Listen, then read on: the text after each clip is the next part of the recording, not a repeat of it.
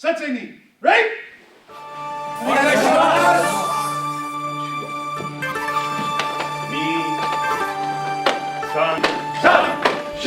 My journey in the martial arts has really been a blessing. I began my study in the early 70s and been teaching at my dojo since 1990, the East Coast Black Belt Academy, Budokan. I've had so many wonderful experiences and met so many wonderful people over the years. Martial arts has made my world a lot smaller. One of the greatest highlights of my career was attending the 85th birthday of the Grand Master Shorin Ryu in Okinawa. That was back in 1991. It was also the 55th anniversary of the Nagamine Dojo. Since that time, I've been able to bring like-minded people from all over the world to Okinawa to share in the karate experience and understand the culture, history, and traditions of Okinawan karate.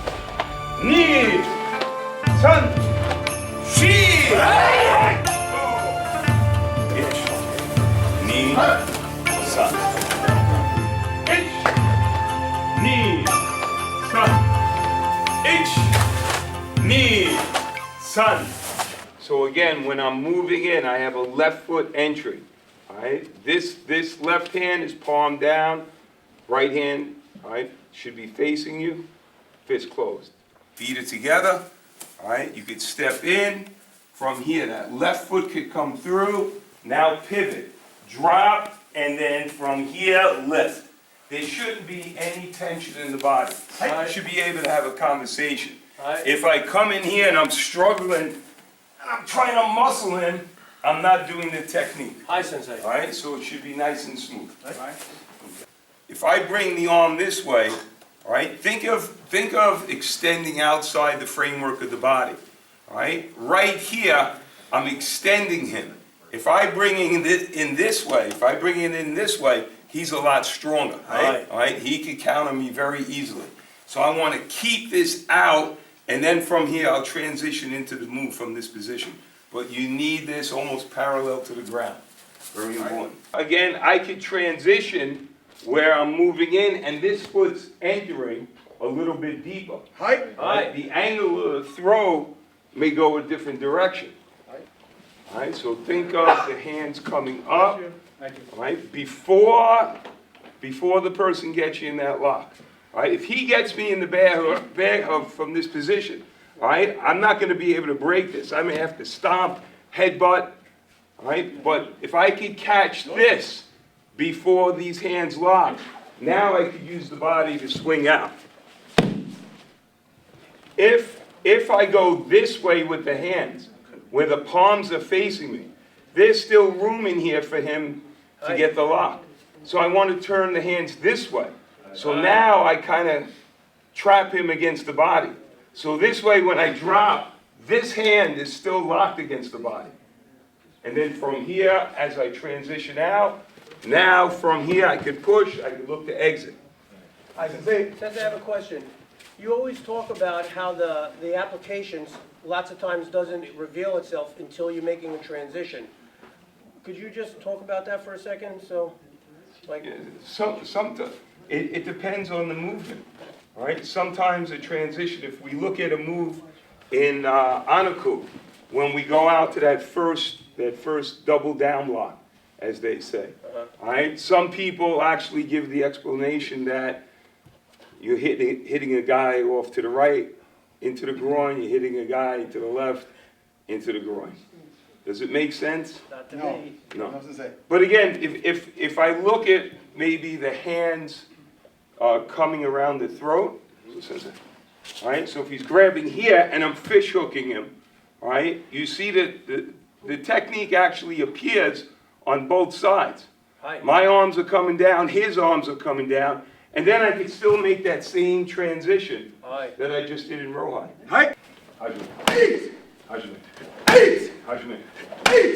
Okay. Would you sacrifice your body for the sake of the block? No, Sensei. So there would be some type of movement. But if we look at the positioning of Nikawashi, Takedown, Shutouke, all right, we could see that maybe it looks like it could be a release. What I mean by a release is if Sensei Mike comes in and I strike with an elbow, Then I transition into a position where maybe I strike with a knee. You notice how I have the lock, right, on the arm. I'm controlling the head.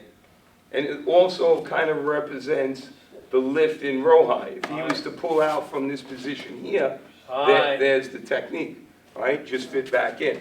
So this is important when we do some of our techniques to see how we could fit somebody into the technique itself. Then when I drop the foot and I push the head, you see how I transition into that release. And then from this position, this left hand comes around where I force the head out away from the body. Again, different options. I have a knee to the center line of the body. I have an outside reap. Position here is I'm just trapping the hand. Just think of going into your position, placing that left hand over the right. And then I'm cutting back with that right hand into the joint, and then I'm applying pressure down. And then from this position here, I would pick up the back foot and just pull my opponent towards me. All right? So realistically, if I'm pulling him down, I'm using this lead leg because I want to create a gap. If I pull him down here, he could still shoot in and pick the leg. All right? If I trap and now I pull this leg back, now it's a different situation. All right? From this position here, try it again. Trap, cut in, now down. Okay, very good. Okay, and then the counter to this, as he does it from here, hard, go. Just open your hand. All right? A lot of karate guys, you know, jiu-jitsu guys, you see the guy taking the guy all over the place. All right? Once he has me trapped and I continue to grab, just take, he can take me this direction, take me another direction, take me another direction. As long as I'm hanging on, he's going to control me.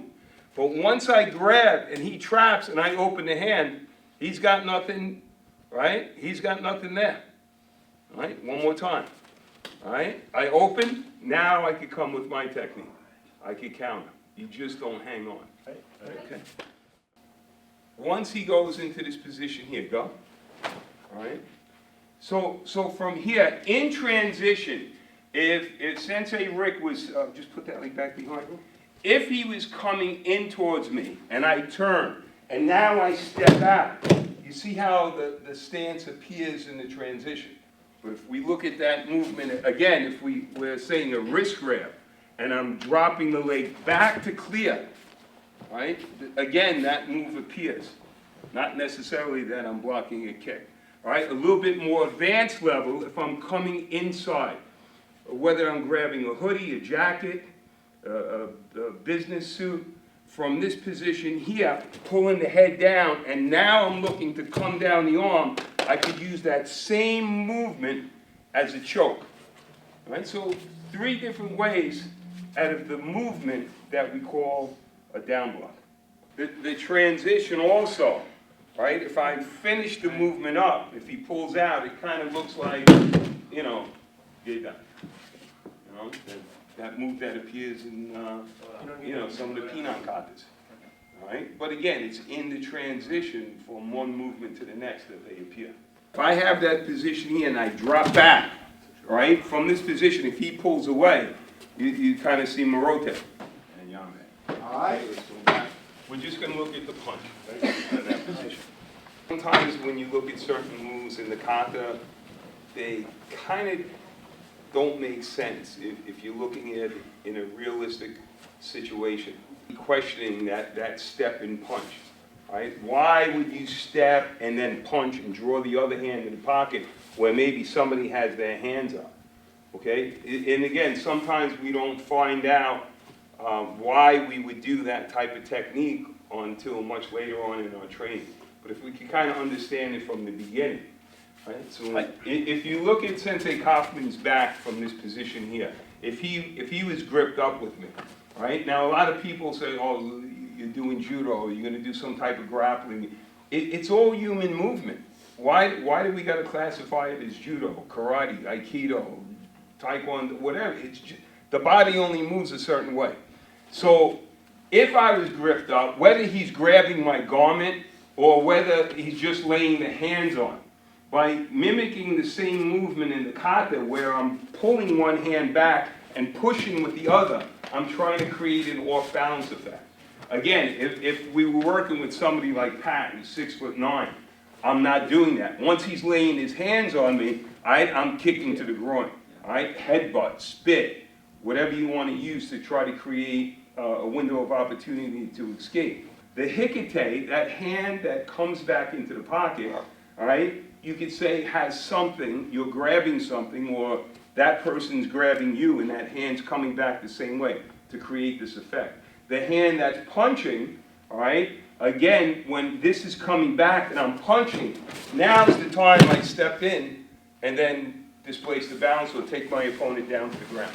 So again, whether you grip the gi or you're using, just laying the hands on, you want to think of one coming back and one going out. Once you have the off-balancing of your opponent, that's when his position is weak. The idea is strengthen our position, weaken our opponents. Itch, I did the same thing. Knee, every time I throw the punch or he throws the punch, this is what you're looking to create. Sun. That's it. That's it. You're sinking this arm down. Of course, you can't pull it all the way into the pocket, but this hand's pushing out. It kind of resembles the punching technique that we're doing in the kata. Even if he was to grab my wrist, and then, again, this hikite, I'm looking to escape, and if I use the momentum to push the hand away, you could say, all right, that hand came back, that hand's out. It's not necessarily in a punch position, but I'm using the movement to create the escape. So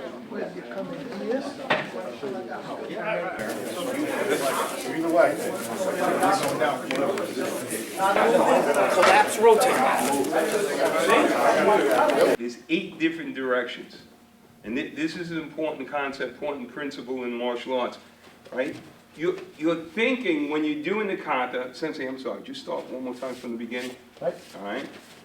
So your itch, right? I'm looking to break my opponent's balance in these different directions. Ni, san, shi, go, roko, shishi, hachi, ku, ju. Those turns, when pressure's being applied and I step out and now I throw, this is what's happening in the kata itself. There's throws, right? There's takedowns, there's arm bars, there's chokes. This is what we're looking for. So in the transition where pressure's being applied, I'm looking to break the balance and transition my opponent down to the ground. Imagine somebody reaching in with the choke. And then from here, you're transitioning to outside position. The hikite is going to be the arm, and the left hand will come across the throat to strike. All right? So we're showing this movement in the kata itself. Again, outside position, hikite, and strike. All right? So you could look at this position right here, not only from furigare ni, all right? If I close the fist and come across the body this way, you could see Nahanshi kata, how it appears. And it appears in the transitions, all right, from move to move.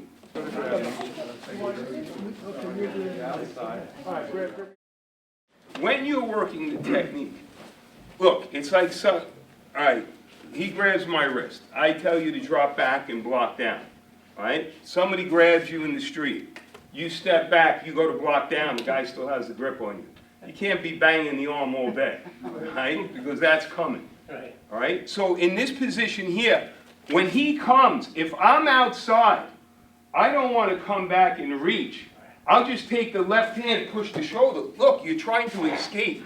Self-defense is about protecting yourself, not staying in there. The transitions also help teach us our positioning with our opponent. All right? If I'm close in here, maybe I hit him, coming across the body this way. And then still I could push and exit a different direction if I'm aware of my environment, where I'm going. These are things that we have to try to, process immediately in order to protect ourselves. So if you're too far out, if the person's too big, if the length of their arm is a lot longer than you expect, you got to adjust to that position. Right? Even pushing off with 2 hands. It's the transition of the movement. But if we look at this movement here, so let's go to the first one. Ready? Itch. Okay. Again, if I have garment and I'm gripped up with somebody, heavy jacket, business suit, if I use this first grip, all right, where this kind of chest block is turning in, I'm creating this effect in my opponent. If I take the other hand and I'm lifting, if I'm lifting, you see it kind of mimics the same movement that Sensei Mike's in, right? And if I'm kind of dropping low into a cat stance, it still, right, could turn into a takedown. Think of doing a chest block, think of doing the head block, and just try to create this effect in your partner. All right, the kazushi, the off balancing. Okay. All right, you have to come higher. It's almost like you're posting, right? So from here, almost like I'm posting him away, and he still wants to come in. When he comes in, I turn it in. Now I have him in a position where that back foot is off the ground. All right, so this grip, just turn this way. This grip has to be a lot higher. All right, very important. You're doing this, all right, nothing's happening. All right, a little bit higher, just like a choke. You're looking to control. You want to be in a position, and again, you want to keep the techniques within the framework of the body. I don't want to be out here trying to turn this grip, all right? Matsubashi's in close fighting. That means I may be right in his face here, and this has to be nice and tight. And another way to soften him up, if I hit him with a headbutt, and then I transition into the throw from that position. Knee. So this is the part we're going to work. Ich, knee, san. Okay. We're in close. My opponent's grabbing. Right? From here, what I'm looking to do is the first move. Sensei Rick, if you can do it over here. All right. So we're going to that second spot. So go ich, knee, itch. From here, right, if I'm trying to resemble the next move, I'm dropping, striking to the groin. Knee, I'm trying to get outside with the hammer fist. And if I had to advance, I'm going outside position of the body, and I'm looking to go for a choke rather than a punch. So if I have a tight choke here and I expand by taking a deep breath in, you see how that also aids in helping me choke him out as well. So relaxation, vibration, expansion, these are all principles that are part of the kata, or part of the technique. If I feel pressure, he's pushing me back, and I'm pushing him the other way, we're both going to burn out. All right? So I want to conserve my energy. So when I feel him pushing, I drop into that groin strike. All right? And again, from this position, I don't have to advance. I could just clear the hands out and move out of the way. All right? Again, we're just playing with the movements of where we could position ourselves. And again, think about a boxer. A boxer hits a speed bag, right? The hands are tight. They're not going to go into the ring and fight somebody that way. A football player, they run inside the tires. They're not running like that in a game. They're just conditioning themselves a certain way to keep their movements tight. In martial arts, the kata, when we start the kata in a certain position, and or a certain place, and we get back to that same spot, it's showing us that our stances are consistent going in each of the direction that the kata takes us in. All right? He's pushing me back. All right? So when he comes into the push, both hands go in this position. Now from here, I could palm strike him and then exit. If you look at this movement too off the push, when I'm coming here, kind of resembles some of the striking movements in the hanchi. Right? So again, the transition from the defense, all right, to the attack, right? You want to try to be aware of not only what you're doing, what your attack is doing as well, which is very important. Could be a key to understanding that movement. All right? It depends on the height of my opponent. From this position here, when I back in, you could just turn towards the mirror. You can see how, again, the hand or the arm is in the position that it would be on my hip. I'm looking to bring this head in close. Now, if I step out and throw, okay, there's my takedown. Okay, so one more time. All right, if I'm feeling the pressure, I slip, and then from here, the foot goes out, and then I throw. All right, so now I'm just stepping out, and I have control of my opponent, and now from here, that little rotation is the takedown. Very simple. You could come in with an overhead strike and try to transition to the away from the strike. So I don't want to stay in here and take the blunt of the blow. All right, I'm going to move off the line of fire as I strike. Okay, that's very important. When you move off the line of fire as well, it brings you actually closer to your opponent. So if I retreat, all right, nothing really changes from that position here. Just drop that hand for a second. All right, so this here is not going to be as effective as if I move off the line and I'm in a lot deeper. Even if this strike wasn't effective, I could still hook the head and knee. So I'm in close. What we're going to do is we're going to work, hook punch comes in, move in, right? And then from here, extend the hand. Now, again, from this position here, I might not necessarily do exactly what's happening in the kata. I would just grip up here and take that leg out. All right. Again, you see when I take the arm in that position, it kind of resembles Morote. Right. All right. So from this position here, once I transition with this back foot, all right. And again, when we look at it, if I was to throw a knee, just pull out of the way. You can kind of see how it resembles Rohai. Come back in. All right. And now when I transition, pushing the head down, then you can see how this movement here is used more as a release. Rather than blocking somebody's kick, like Kevin has a great kick, I won't use that type of technique to protect my body.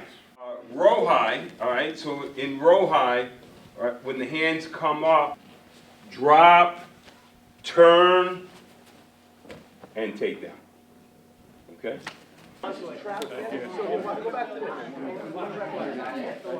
So think about the kata.